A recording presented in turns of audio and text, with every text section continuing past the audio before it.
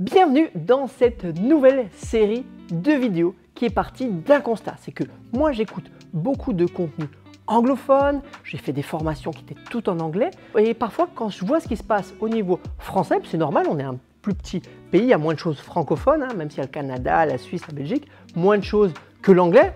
Et ben je me suis dit, c'est vraiment intéressant de partager tout ça parce que je sais que tout le monde n'est pas en train de suivre ce contenu anglophone. Donc je me suis dit, en mission, je vais essayer de contacter des spécialistes anglais et venir un petit peu partager leurs informations, leur background, c'est-à-dire leur historique, voilà, tout ça pour vraiment vous le partager. J'ai fait une petite série d'interviews et aujourd'hui, première vidéo, c'est avec un interview de Andy Bryan, un podologue australien qui fait partie de The Food Collective. C'est un collectif dont je fais partie aussi, je suis guide de Food Collective, c'est comme ça que je l'ai connu. On s'est parlé sur les réseaux et on a fait un petit interview. Donc j'essaye au maximum pour les interviews d'être le plus concis. J'ai un peu coupé les digressions, les choses comme ça. Soyez indulgents avec mon anglais, j'avais encore un petit peu la pression sur les premières interviews. Et voilà, donc bon visionnage et on se retrouve à la fin.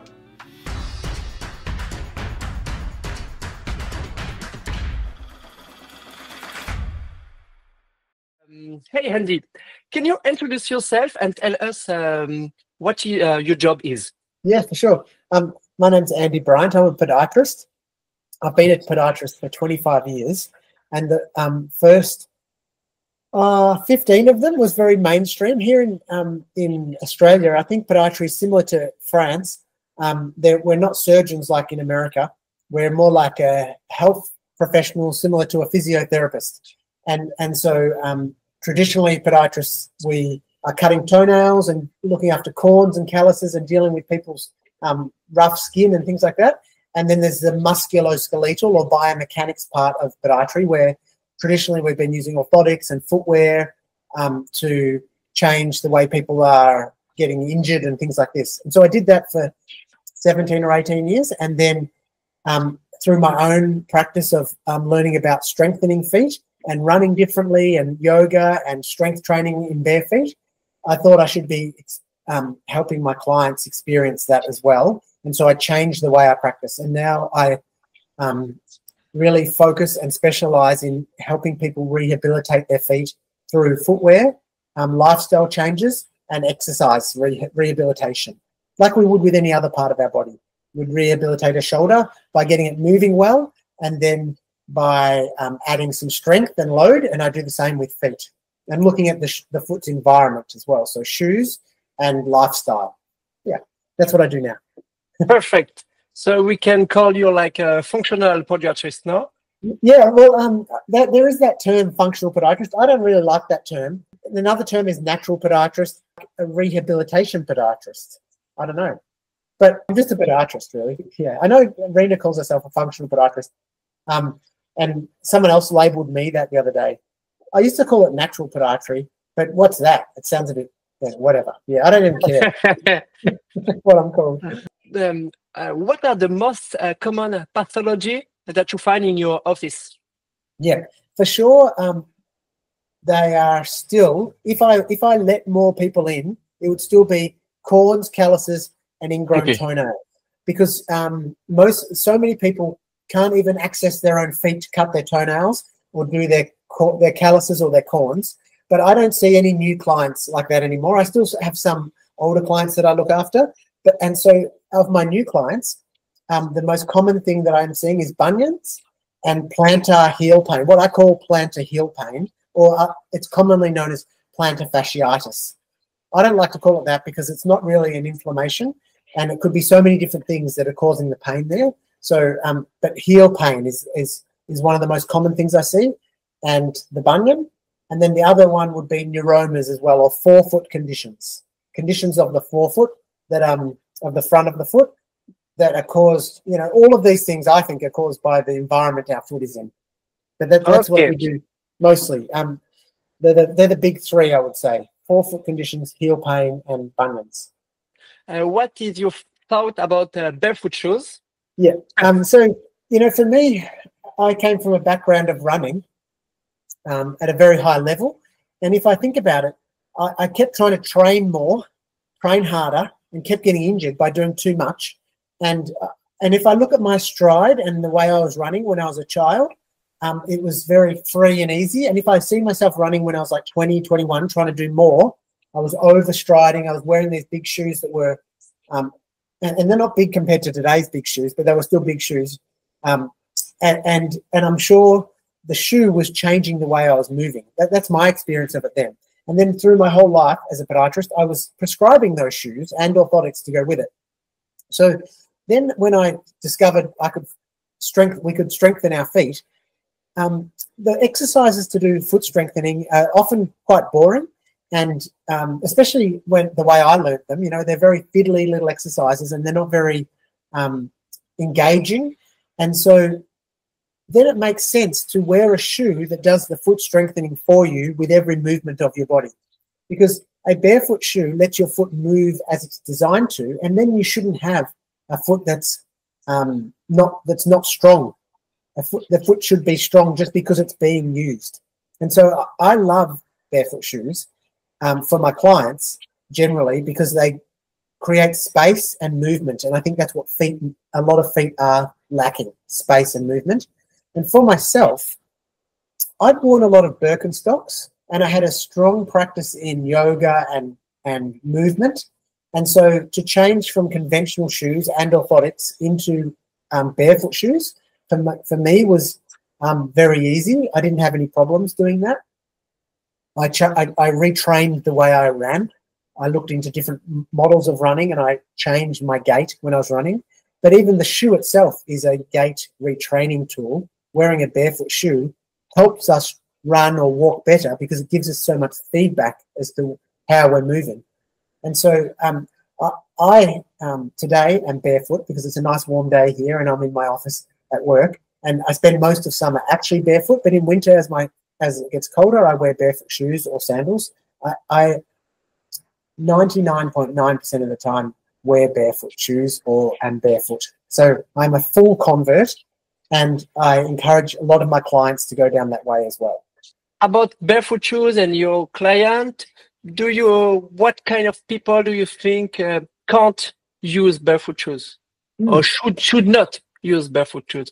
It's a very rare situation that people can't go into a wider shoe. I would say just about everyone is going to benefit from a wider shoe. But sometimes the thinness of the shoe is too much for some people because they're so accustomed to having such heavy cushioned shoes, or because their body is not ready to adapt, or because of age or because of some other illness, and so they might still need some cushioning. If they've come from something that's very supportive, like an orthotic and heavily cushioned or supportive shoes, we shouldn't put them straight into a barefoot shoe because it's too much of a shock to the body. It doesn't mean they can't work towards it, but we shouldn't put them straight there. And some injuries are caused by compression, like compressive force. And so if we're putting them into a shoe that's going to put more compression, more force on the foot, that's counterproductive. So we sometimes need some more cushioning. But I still haven't met a foot that doesn't benefit from the width around the toe box. It's a non-negotiable. This is not something that anyone shouldn't be without. And I think if we all wore shoes that were wide enough, podiatry may not even be a profession. Do you think that insole or orthotics can weaken the muscle of the feet? And so if we look at the research, there's very little to say that they actually weaken the sole of the foot. But if we look at common sense, when we brace any other part of the body, like putting a cast on an arm or a moon boot on a foot, we see over a 6 to 8 week period of time, because the arm was broken or because there was a stress fracture in the foot, that the muscles get weaker and the mobility gets reduced. And an orthotic is not casting the foot as much as a moon boot or a cast on the arm, but it is reducing movement and changing movement, changing natural movement. And so if we're doing that, then the muscles and joints aren't getting the movement that they are designed to get, and therefore will react to that. And so this is my, I'm not sitting on the fence. I don't think they're good for strength, for helping foot strength, but we haven't seen, habitual orthotic wearers with are compared to habitual barefoot shoe wearers, and seeing them having weaker feet. So it's hard to be black and white on this, but I just think it makes common sense. If you're going to wear something that constricts the way your foot moves, then the joints aren't going to move so well. The muscles that cross those joints are going to be less healthy, and therefore you're going to have a weaker or less functional foot. There's something called the SAID principle. That's SAID.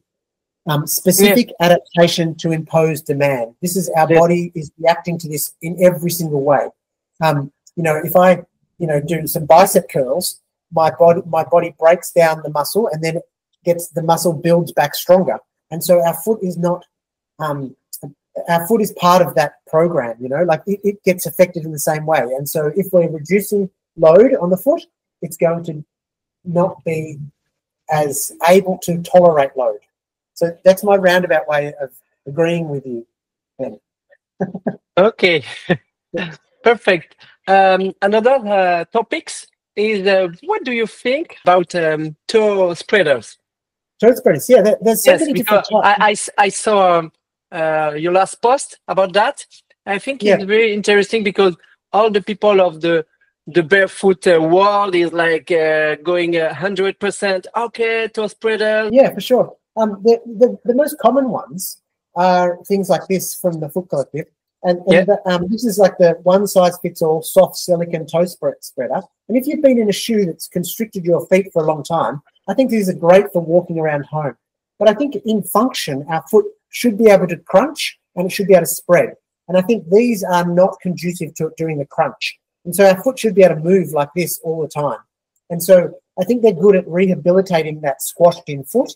And, I sometimes wear them, but I don't think they're as functional as some other types. Sometimes I might just use a single spacer between the first and second toe to help someone with a bunion, because the rest of the toes are pretty straight.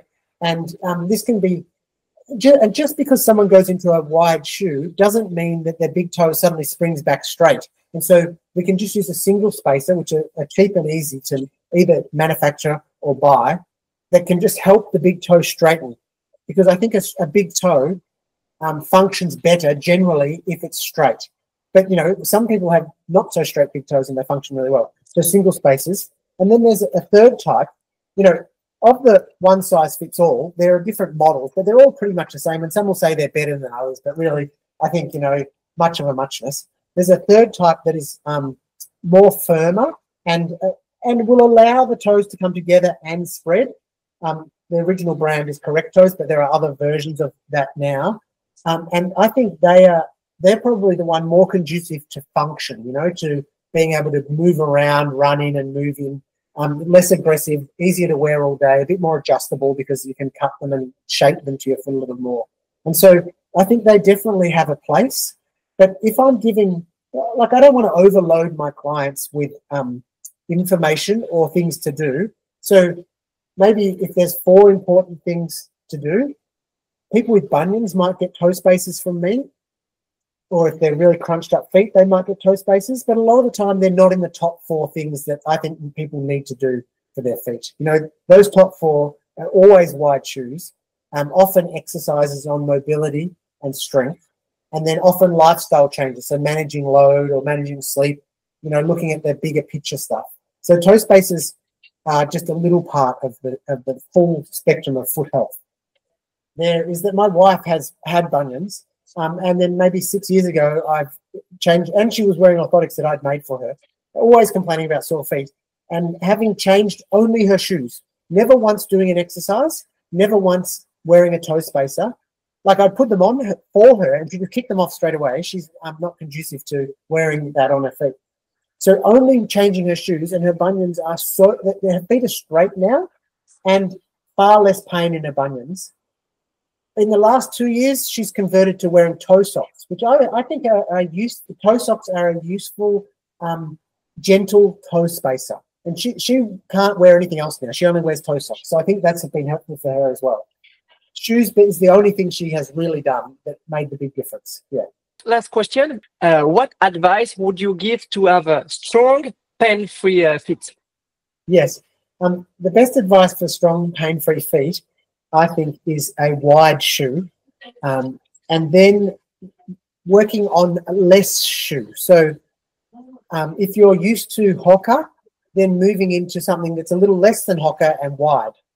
If you're used to something that's, you know, quite cushioned but wide, but not like Hoka, then you might move into a barefoot shoe that has a little bit more cushioning. So always just taking a baby step, a small step into less shoe. And the other biggest thing is having a movement rich, so lots of movement in your life and lots of variability in that movement. So I think people get injured or get sore feet when they do the same thing over and over again. And so I think it's good to have movement variability and lots of movement. So not sitting at a desk all day and moving in many and variable ways. They're my two big things. Less shoe, wider shoe, that's all one thing, and movement, richness, and variability. Yeah. Perfect. Thank you so much. Thank you. Bye. Nice to meet you. Bye. Voilà, j'espère que vous avez aimé cette interview. J'ai coupé un peu court parce qu'on est parti dans une digression. On a commencé à se dire comment ça va, si ça. Donc voilà, j'ai un petit peu coupé. Mais voilà, si vous avez aimé ce type de contenu, je vais continuer. J'ai fait plusieurs interviews avec des personnes anglophones. Ces temps-ci, c'est plutôt sur les pieds parce que voilà, c'était des choses que je trouve importantes qu'on n'en parle pas assez dans le fitness. N'hésite pas à regarder en description. Je vous donne des liens sur tout ce qui est chaussures minimalistes, sur ce qui est écarteur d'orteils et tout ça. Donc vous allez retrouver ça en description. Merci d'avoir regardé la vidéo jusqu'au bout. Si vous êtes encore là à la fin de la vidéo, n'hésitez pas à me mettre en commentaire Groot. Ok? Allez, et on se retrouve bientôt. Et rappelle-toi, sois actif.